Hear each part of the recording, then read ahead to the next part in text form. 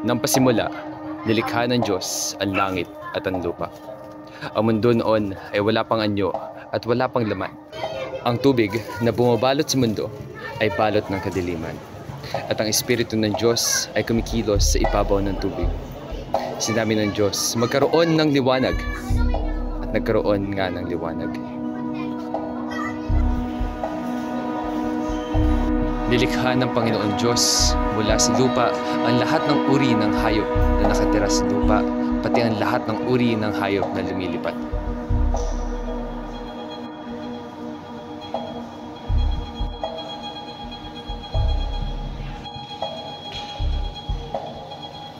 Pagkatapos, dinala niya mga ito sa tao para tignan kung ano ang ipapangalan nito sa kanila.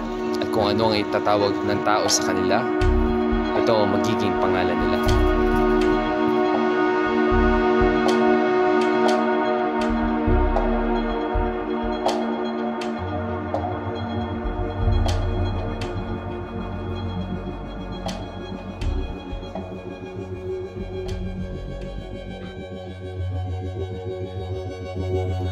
Pagdating ng hapon, narinig nila na lumalakad ang Panginoon Diyos sa halamanan. Kaya nagtago sila sa mga puno doon. Pero tinawag ng Panginoon Diyos ang lalaki, "Nasaan ka?" Sumagot ang lalaki, "Narinig ko po kayo sa halamanan, kaya nagtago ako. Natakot po ako dahil hubad ako." Nagtanong ang Diyos, "Sino ang nagsabi sa iyo na hubad ka?"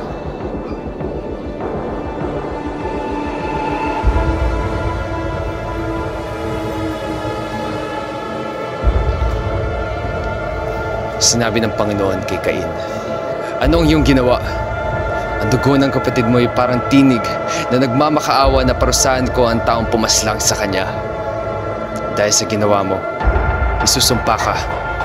Mula ngayon, hindi ka makakapagsaka sa lupa na sumisipsip ng dugo ng iyong kapatid na pinatay mo."